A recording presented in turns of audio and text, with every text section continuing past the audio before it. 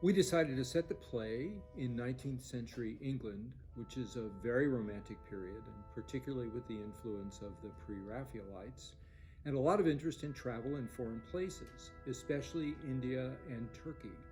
This seemed like a good world for a court that would feel Edwardian and somewhat formal, and the fairies' world, who could be creatures of nature, exotic and dreamlike, as well as fun and playful.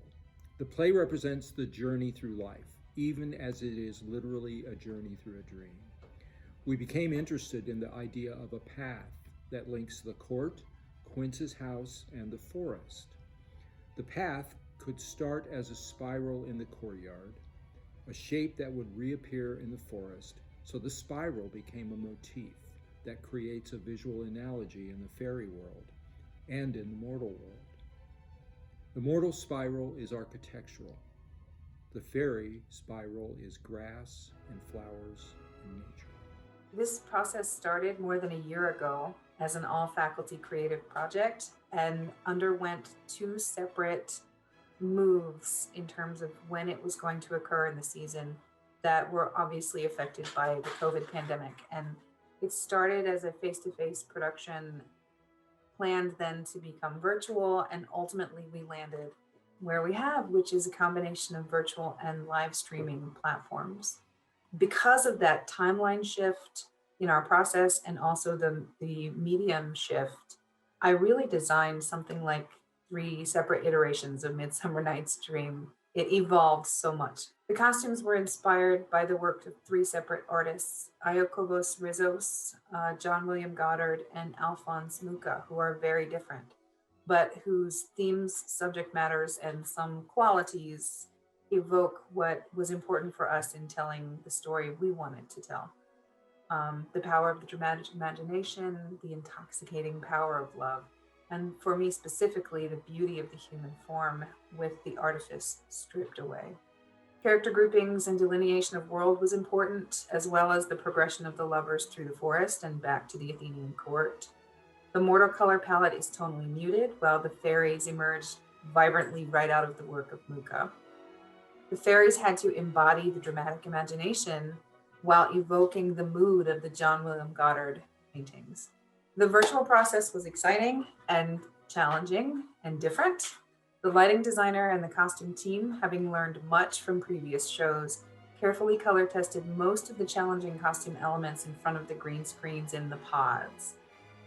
Throughout most of the year, I advised the student designers to avoid problematic materials, textures, or colors that would create difficulty. But my approach to this show was to challenge the boundaries of what could work in the virtual medium.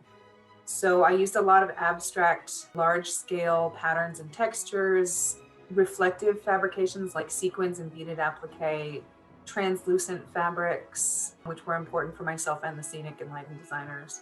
I appreciate the environmental team for going on that journey with me and the support of my fantastic costume team.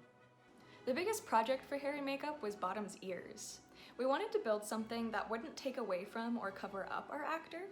And we started off with the idea of hair sculptures, but then we landed on the idea of a structure similar to like Easter Bunny ears that you can get at the store.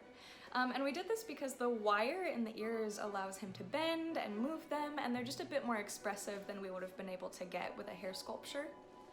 The next step of this project was to build the base of the headpiece. So after trying a couple different things like headbands and different hat shapes, we ended up building a hat block to his measurements. And then we attached the ears to that, and we covered the base of it in fur that would look like his hair. When designing Bottom's look for virtual theater, I really had to keep scale and color in mind. We wanted to get fur that would match Travis's hair. However, I knew that that color and fur texture wouldn't really read on screen, and so I spent some time going in and painting highlights into the fur. And then the other thing is scale, and I wasn't sure at the beginning of this process how close he would be to the camera, and so I built them just a bit shorter than I think I would have for the stage. But as far as fit and build, virtual theater didn't really affect my process. As a sound designer, I'm in charge of everything you hear. That includes all the actors, the music, everything. this show had a really difficult process of connecting both theaters. Since we did this show entirely live, every single actor had to have their own mic. Both theaters had to be connected in order for the actors in both spaces to hear each other as well as hear the music. Me and a partner of mine, Matthew Aiken, wrote and performed all of the music for this show, except for this intermission music. Virtual theater is very challenging as a sound designer because you have to be wary of every audio thing that happens. You don't get to get by on just hearing the actors acoustically as you would in a regular theater. Everything has to be mic'd, and with that comes challenges, especially if you're running everything through both theaters and through to the stream. You can't trust the stream without being able to hear it away from the soundboards, because the soundboards are with the actors. So you have to get your bass levels and then go and separate yourself from it, take your notes, fix those things without being able to hear the final product until a rehearsal where you're not actively sitting there and changing things. So it's very difficult in that aspect. This production is literally everything we learned and discovered in the past year.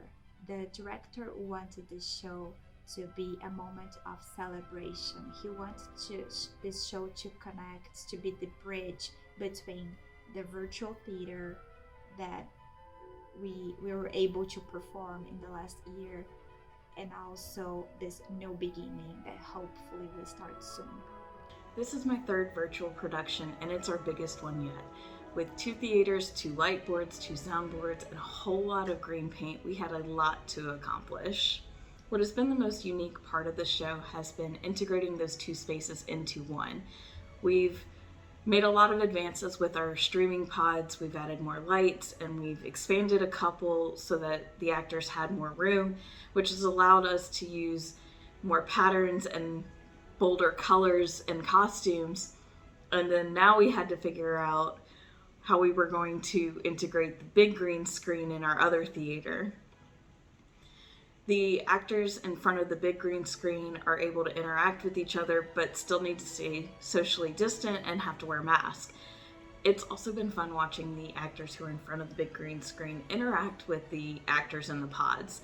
They get to all interact with each other, but then have to look at something that's not even there and react to it, and it's been kind of funny to watch. Above all things, the show will challenge our imagination and will bring us an opportunity to dream and to laugh again together.